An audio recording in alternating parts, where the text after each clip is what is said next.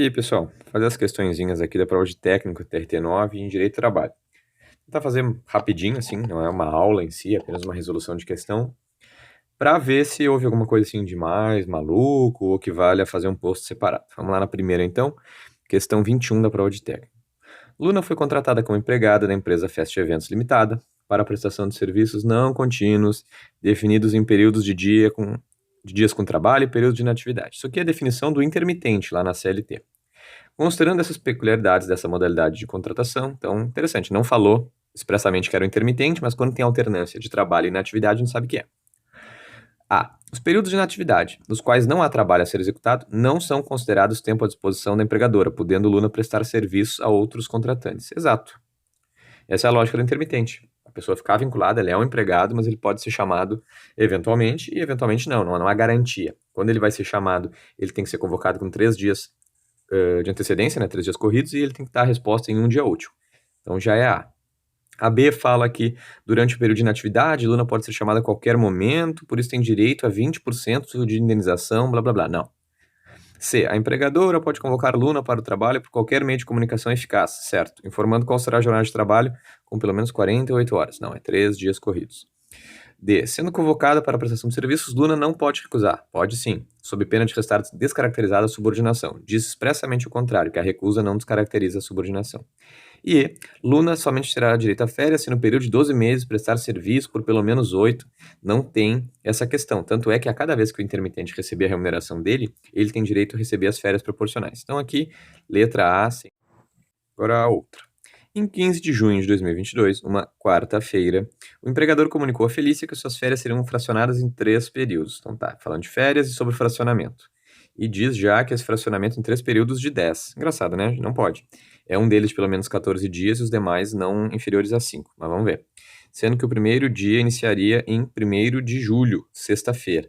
Já tem outro erro aqui, porque a gente sabe que não pode iniciar no período de 2 dias que antecede o dia de repouso e o de feriado, considerando que o domingo se presume o repouso quando a gente resolve essas questões, né? Salvo se alguma coisa distinta. A. Estas somente podem ser fracionadas em 3 períodos, desde que haja concordância do empregado, sendo que a este cabe definir. Não, de fato exige concordância no âmbito seletista, mas quem define é o empregador. B. As mesmas são concedidas por ato do empregador, certo, devendo sua concessão ser participada ao empregado, ainda que verbalmente não tem que ser participada, né, comunicada, por escrito, com antecedência de 30 dias. Então o errinho está na verbal.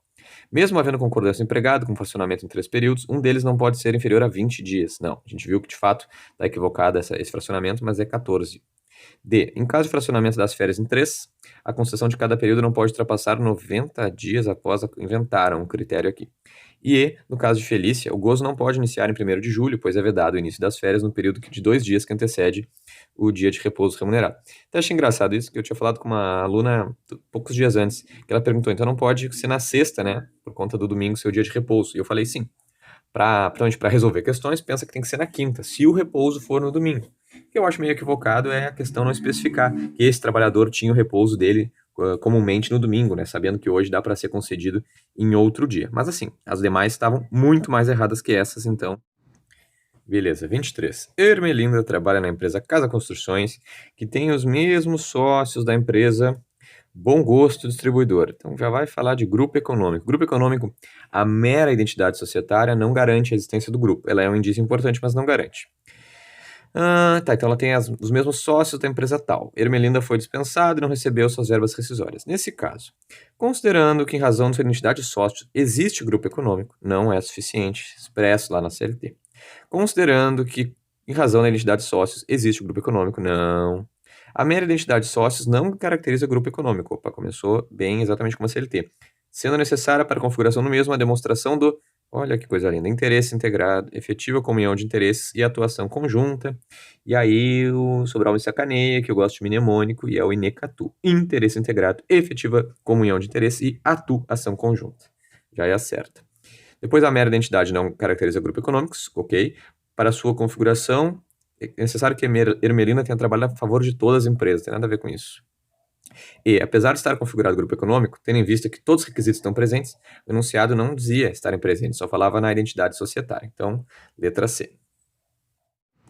24. Adrian, empregado bancário, opa, importante bancário, trabalha como escriturário em agência situada na cidade de Cascavel.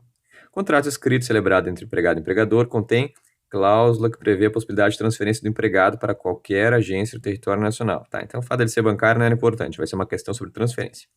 O empregado recebeu ordem escrita de transferência, devendo apresentar-se na agência da cidade de Paranaguá para prestar os mesmos serviços pelo período de 6 meses. Informação importante quando a gente fala de transferência é se ela é provisória.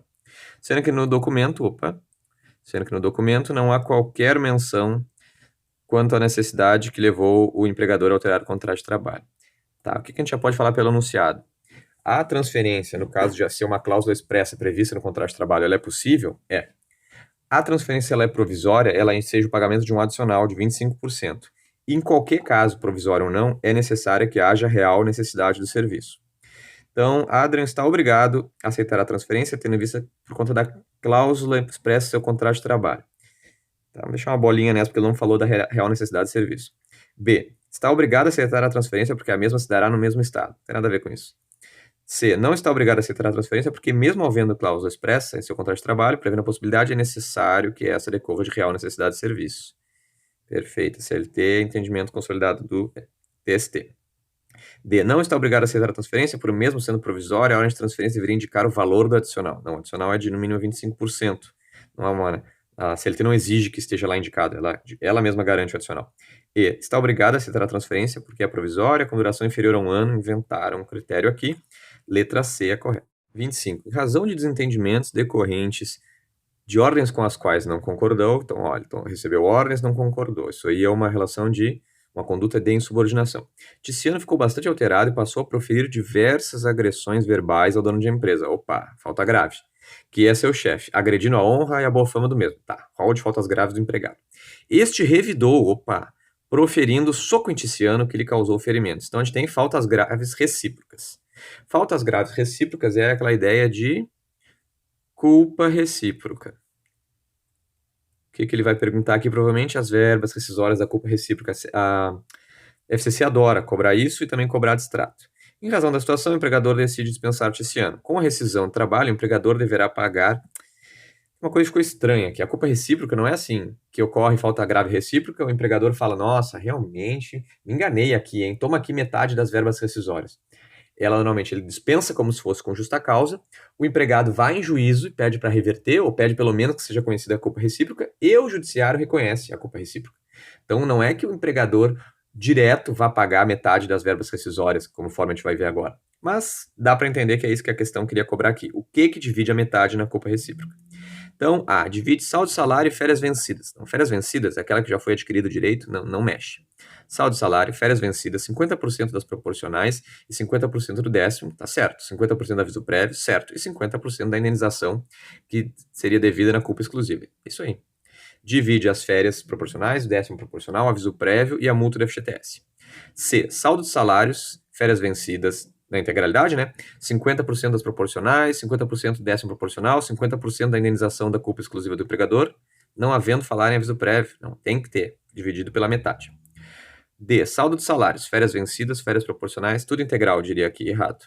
E, saldo de salários, férias vencidas, 50% das proporcionais, 50% do décimo proporcional, 50% da aviso prévio, não tendo a multa que seria devida na dispensa com justa causa, equivocado. Então, letra B, sem maiores mistérios, apesar que é uma redação que buscou ser inteligente e ficou meio burrinha, porque não é espontaneamente, via de regra, ou pelo menos eu não conheço caso prático, que o empregador paga a culpa recíproca. É em juízo que ela é reconhecida.